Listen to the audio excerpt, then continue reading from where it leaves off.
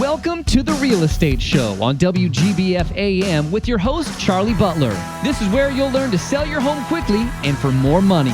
And now, the host of the Real Estate Show, the guy who guarantees to sell your home or he'll buy it himself, Charlie Butler. Good morning, Tri-State. This is the Charlie Butler Real Estate Show, and glad to have everyone listen this morning. And I am Charlie Butler, and here with my co-host, Evie Barr. Good morning, Charlie. How are you today? I'm doing great this Sunday morning. Good morning, Evie. And a little bit later, we're going to be joined by David Garatas. I'm kind of excited about this. Some people wouldn't be excited about what he does, but he's David's a divorce attorney divorce especially with Zemer, Stamen, Shoulders, and Weitzel.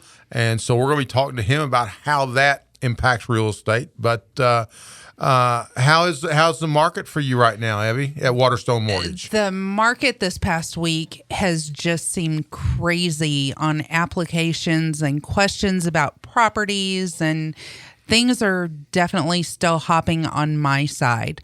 So especially with first-time home buyers. I was going to ask you about that, okay? Yes. About the first-time home buyers, because we get some of these people sometimes that are like just out of college. Yes. And don't have a lot of credit. And they don't seem to want to go on with the process sometimes because we try to get them to come to you and get pre-approved. And they wouldn't approve me. I don't have hardly any credit. So right. You want to address that? And honestly, no one knows until we get into the application. Every buyer should get pre-approved before they start looking at houses, just so they know what they can do. We've talked about that before. So if the buyer has just graduated from college and they've gotten a position in a field that was their degree in college. So say they went to Purdue to be an engineer, and now they're working at one of the local companies as an engineer of some sort. We can establish that even though they've only been on their job for 30 days, they got a degree in the same line of work. So we can go back and we can get their school transcripts, and the underwriter will accept that as their verification for previous employment, so to speak. Okay, well, yes. I didn't know that. Yes. Yeah. Yes. And a lot of people don't realize that. They think I'm fresh out of school. There's no way I can buy a house for a year. And there's different things that we can do to make it work. If someone does call me and they really do not have any credit, or it's a situation where they have tons of student loans, we can look and see what different program options are out there to qualify them under. So maybe they can't do it right that moment, but we can kind of get them set up as on a plan as to maybe they can do it in 3 to 6 months. Yeah, and if you're first-time home buyers, as Evie said, and you've called the Charlie Butler team or whoever you've called, but if you've called us, the first thing we're going to recommend that you do is to get pre-approved, and to call Evie to get pre-approved. I don't know anybody that follows up better than Evie does, and we work with a lot of different people. And so, but get pre-approved, because I just had a situation where somebody found a house that they just loved, okay, and wrote the offer. Everything was good except, we all do this, and I've done this way too long to do this, but I'm sure they're good. Yes. I'm sure everything's okay that they can buy it. And from everything they told me, well, they could buy $60,000 less of a house. Oh, wow. Than what, they could buy. But, so then, we don't want to disappoint people. We don't want to get people's hopes. You don't want to get people's hopes amped up. I don't want to get people's hopes amped up, and then they have to settle for less. Yes. Because that doesn't feel good. No. So the thing is, for your own peace of mind, I'm telling whoever's listening is thinking about this, call us. You can reach me at our buyer's agent at 430-1708. That's 812-430-1708. Call them to get pre-approved, and they'll get you to Evie. And if you want to call Evie direct, You can always call me at 812-463-3199 is my office number. To do a pre-approval, just so the listeners know, I generally take your information over the phone. It takes 15 to 20 minutes, depending on how many questions you have. If you call me during the day, I will call you back that afternoon or evening to let you know if you're pre-approved. I'm one of those people that I'm very detail oriented. So I like to know up front what obstacles we might have and go ahead and get answers for those if there is something on your credit report. I like to be upfront with my clients as well. So I have a client this week that I talked to, and she's looking at a special property that has about 40 acres. And I told her right off the bat, I hate to be a Debbie Downer to you, but we might have issues because there's probably not a whole lot of properties that we can find for our appraisal as comparables that sold for 40 acres. So I'm like you. I like to be upfront and honest with people as well and tell them right off the bat what we need to do to get the deal done. It's the best thing for those listening that are, as we said, are thinking about doing it. It's the best thing so you can go in with your eyes open with what you're going to do. And also for those, as Evie mentioned briefly, that have got credit issues, it's not Evie's going to say, look, I don't want to talk to you. Get off my phone. There in most cases, it may not be overnight, but there are ways to fix those, aren't there? That's exactly right. I'm not a credit counselor by any means, and I've said that multiple times. But we all know credit is king. So whenever I talk to someone, no matter what their credit scores are, I do always tell them what the credit scores are. And I also let them know what's on their credit report. I've had borrowers before that they had credit card accounts on there that were not theirs, and somehow it had linked up with somebody with a similar name that lived in Kansas. So they were able to get those taken care of. If you have credit issues, we have programs that we can use to see how we can tweak your credit to get your credit score up. And like you said, it's not going to happen overnight. But we can walk through it together, and I'll check back in with you to let you know the status of different things and see how things are going on your side with the work you need to get done. But for those that tried to buy a home maybe in 2009, 2010, 2011, when the credit was just really, really tight, I think that a lot of people may not realize, Abby, that it's not that way now. That there are programs now that accept lower credit scores Correct. Than they did at that time, and are doing some different things to get more people in homes right now. Yes. So those people that couldn't qualify in 11 may qualify today. Yes, and even if they couldn't qualify in 2015. They might qualify today. True. There's so many things that go into your credit score. I've seen people whose credit score has dipped because they bought a new car 2 months ago. And I've heard from credit people that sometimes your credit score dips down for 3 to 6 months whenever you've bought a new car until you can establish that you'll make those payments on time, and that pops right back up. So there's so many factors that go into a credit score, and honestly, you could call TransUnion, Experian, or Equifax, and nobody would be able to tell you exactly how they calculated your credit score. There's too many things that go into it. Yeah, I've got some investment clients that are multimillionaires, and their credit scores are not that high, even though they pay everybody on time, because they've made their money in real estate, so they do have leverage. Yes. So that the debt load they carry pushes their credit score down. Mm-hmm. Yeah, I believe that.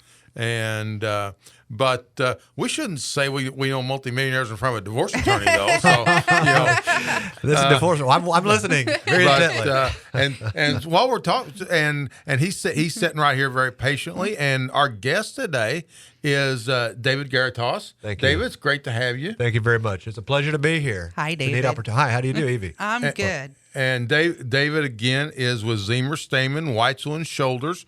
And David, your specialty is divorces, correct? Yeah, well, divorce. It's interesting you mentioned that. Your receptionist, when she greeted me, she said, "Oh, you're the divorce attorney." And I thought to myself, I've been doing this area of law well over 20 years, and it's kind of a dubious distinction, I think, to be regarded as a divorce attorney. It's not anything I think anyone with sound mind would take a whole lot of pride in, but it is a fact. I do a lot of divorces. I like to call myself a family law attorney. How's Family that? law, okay. So it's an unfortunate fact of life that Yes, sir. a reasonably high amount of marriages end in divorce. Unfortunately, that's the reality, yes. And so, since we do have to deal with the reality here, I get David, what do you recommend to people going into marriages that have assets? I'm assuming it's a different recommendation for people going into marriages that have assets as to those that maybe are just out of college and don't. Well, sure. And you mentioned going into marriage as opposed to perhaps going into divorce. Unfortunately, in my business, I don't have the opportunity to advise couples as much as I would otherwise like before they go into the marriage. Right. Now, there are those opportunities, though, where I am able to do that, and that's typically when I have represented either the husband or wife in a divorce, who then, after that rather negative but necessary experience, they want to remarry.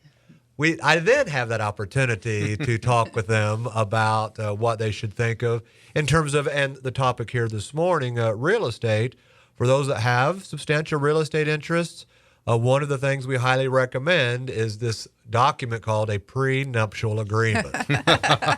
Yes, I got several clients that are well familiar with that. And, That's right. And I won't tell you what some of them who've got divorced say that prenuptial agreement's worth, but that's a whole other story there. And so many of my clients are kicking themselves in the tush when they come and see me and they're receiving divorce advice, and we go through the divorce process, and they regret so much that they did not have the prenuptial agreement. So life's lesson, when we go the next step, for many, not all, but some, many do, and I think thankfully so, the institution of marriage still, I'm happy to report, as a divorce attorney, lives and breathes well. I myself, I'm a divorced man, but remarried, happily so.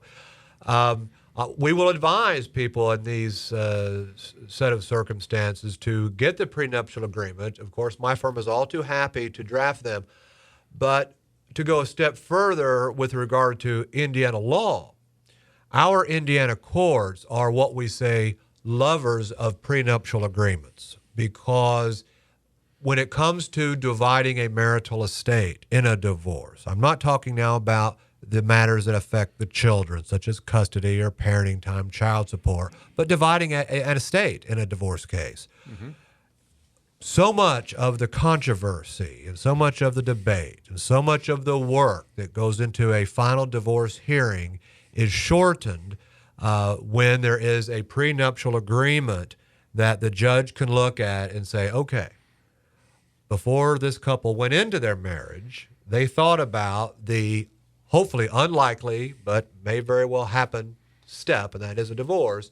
They've thought about it seriously, honestly, without all the drama of a divorce that comes in, and in a calm, rational way, they've made some very astute decisions about how their assets, particularly their interest in real estate, should be divided if that D-Day, divorce day, comes. Right.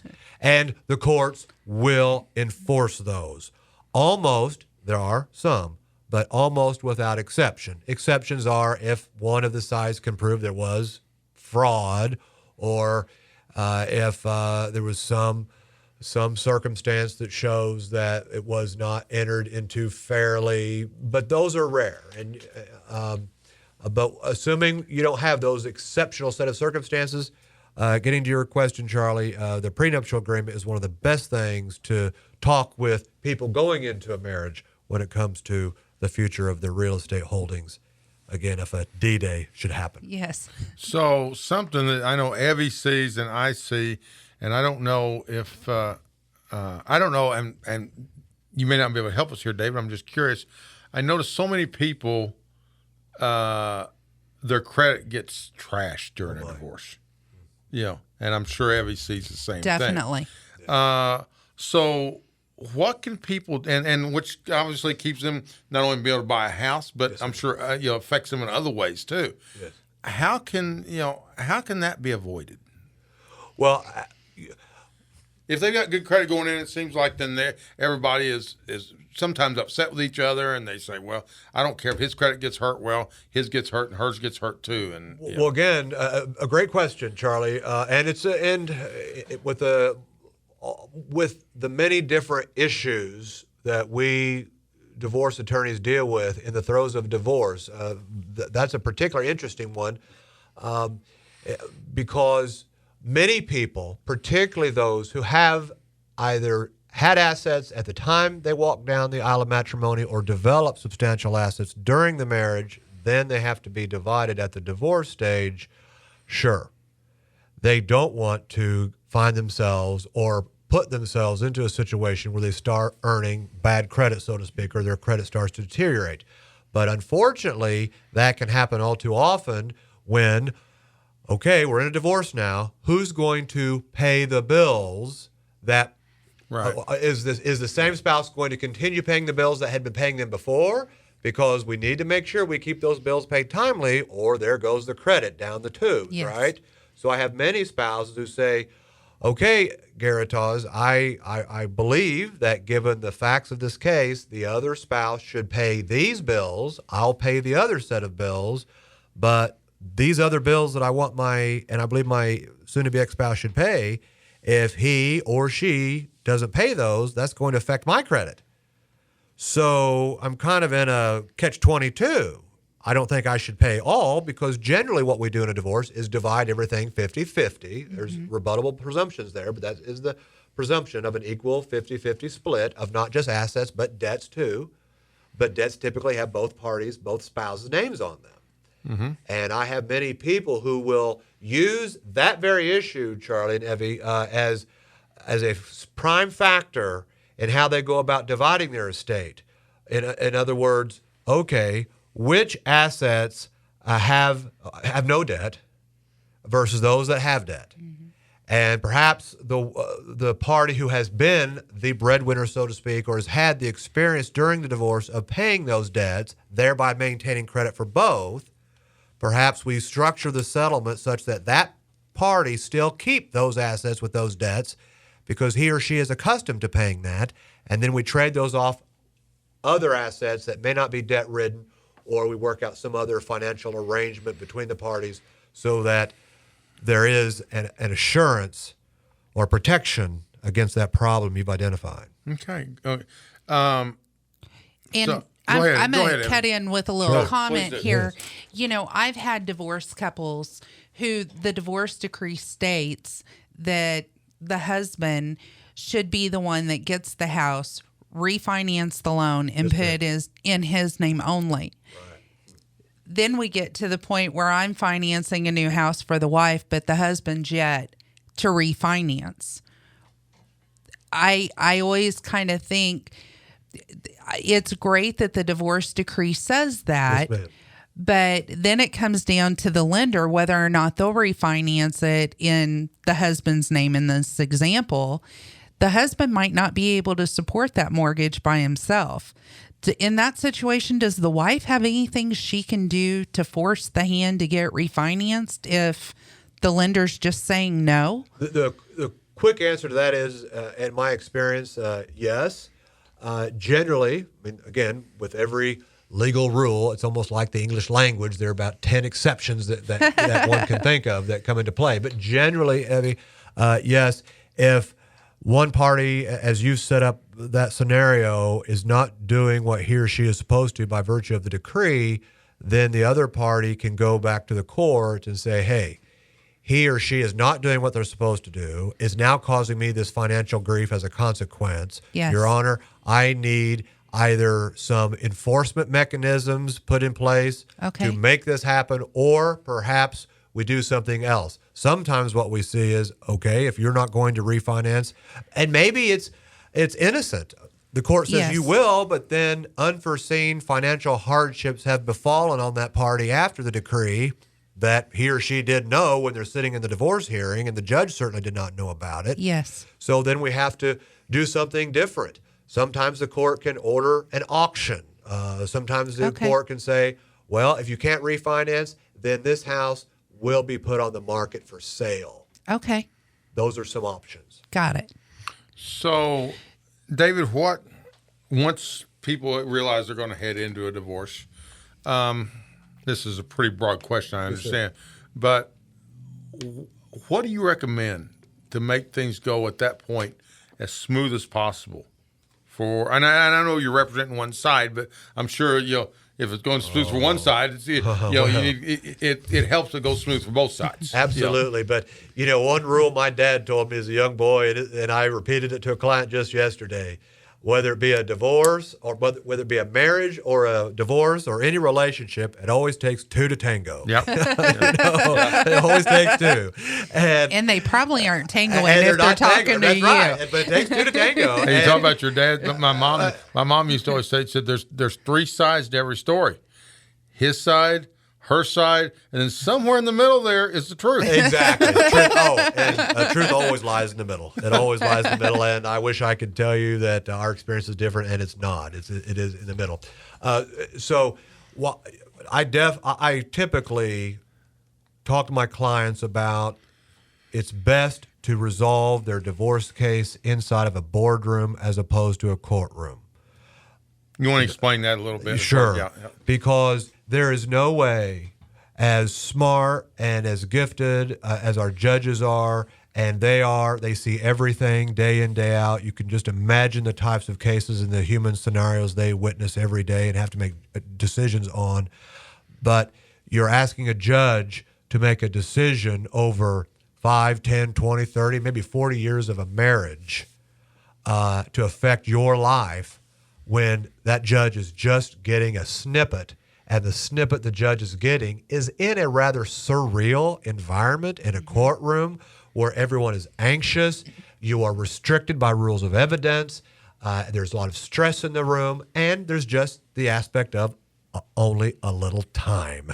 And we're asking the judge to make decisions that can affect and change lives, affect hundreds, thousands, maybe millions of dollars. So with that as your context, then what I always advise my clients is, as you suggest, Charlie, what can we do to try to ensure that this case will ultimately be resolved inside the boardroom, not in the courtroom? But there's only so much we can do. When we go forward and we start to negotiate and deal with our opposition, the other spouse and his or her attorney, we, of course, have no control over whether they will approach it the same way. I am happy to say, though, in this climate, that being southwestern Indiana, Evansville, and our outlying counties and cities, and having done this about 25 years, most attorneys, thankfully, have the same mindset as what I'm describing to the two of you. So therefore, most of my cases do, thankfully, get resolved inside a boardroom as opposed to a courtroom. I will point out, too, for your listeners, that we have a standing local rule here in Vandenberg County that before our judges will hear a final divorce case, which to do so would take at least a full day to hear, the judges require us to go into mediation. We have to go into some form of settlement exercise where there is a third party involved to try to get the case settled. So going back to your question, then, what can I do and what do I try to do to try to keep this as upright and as problem-free as possible? And that is, and it's along the lines of what Evie was saying earlier about not giving people false hope, right? Telling them, and I've had many men and women who, during their marriage, they have brought in substantial value, substantial assets into the marriage, and they often believe that they were the ones who primarily contributed to such, and so therefore they have the view that at the divorce they should be the one to get most of such. And so I need to start off the bat and remind them of a primary rule of Indiana law, and that is the presumption is 50-50 We are a community pot jurisdiction, which means everything comes in to the marital estate, even those assets which may be titled in one name or the other. Those go in too. Then there is a rebuttable presumption that after those are all marshaled in, so to speak, then you can present evidence to the court that because maybe those assets were only yours, they were only titled in your name alone, there was no commingling of monies either to the contribution or diminution of value of that asset. Okay, if that's the evidence, the court will allow us then to pull that back out of the pot because we've shown the judge why that should not be a marital asset. But what I tell clients is we need to operate with a presumption that everything you got is to be divided 50-50. And sometimes I have people, particularly with regard to real estate, they bring real estate into the marriage. They acquire additional real estate during the marriage. Some is even gifted to them by their parents, but that is put into both parties' names during the marriage. And then at the time of divorce, I have to say to them, that's all going to be divided 50-50. We need to get our arms around that first and then go from there.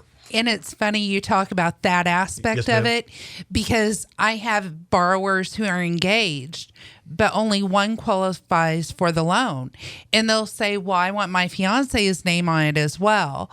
And I tell them, you might want to think about that. Yes. That, once you get married, you can always add their name onto it. You don't have to redo anything with the loan, but think long and hard about it before just throwing them on there before you're even married. Because I don't know the relationship from Adam, in all honesty, but anything can happen between now and the date they do get married. Exactly. I mean, and a practical piece of advice for someone, going back to one of your questions you posed, Charlie, is if you were thinking about marriage and ready to get married, maybe, and there are many people that don't believe in prenuptial agreements, particularly marriage, because they think, oh, gee, does that mean that you're already suggesting we're going to get divorced? Who are you? Okay, that itself can cause some controversy. But if, as you're approaching marriage, and there's a thought process of taking out additional loan, if you can avoid not putting your name on a loan, and you really don't need it, you can acquire the financing with one spouse, not the other spouse. Yes. And then you have to go through a divorce process later. If your name's not on that loan, you have done yourself such a favor already in avoiding some of these problems that we've described this morning. And actually, I had a borrower that separated from her husband, and it worked out in that instance where he had the house in his name, and that made it a whole lot easier to finance a new house in her name because we didn't have to include that debt and have all the questions from the underwriter. Right, or worry about whether a decree is going to be followed or if you're going to have any problem. Well, I know getting the word for Bobby, we're going to start wrapping it up, but I was sitting here thinking about Tony Robbins, the motivational speaker. Yes, sir. Tony Robbins tells a story. This is before he got really big, where he had his own private planes. He had been speaking in Mexico to a group of CEOs, and his flight had got delayed. One of the CEOs he's speaking to says, I'll take you back on my private plane if you'll talk to me all the way back. Just coach me. Deal. So they're in the air, they're on the way back, and the guy's telling him about some of the issues he's got. He says, so he says, the guy says, I'm a millionaire, And the guy had recently got divorced. He said, well, what were you before you were divorced? I was a multimillionaire. I know. You didn't see that coming, did you, Dave? I didn't see it coming, but I've seen it. David Garitas from Zimmer, Stamen, Watch on Shoulders. How can if someone unfortunately needs to reach you, and I hesitate to say unfortunately, but if they need to reach you, how can they reach you? Oh, absolutely, and we welcome. Hey, it's a dirty business, but somebody's got to do it, and that's why we're here. Just give us a call at my law firm number, 424-7575. David Garitas, be happy to talk with you. Thank you very much, David. Thank you for having me. I appreciate it. And we're coming to a close. I believe Bobby's telling me to wrap it up. So for Evie Barr, David Garitas, this is Charlie Butler. Have a great Sunday, everyone.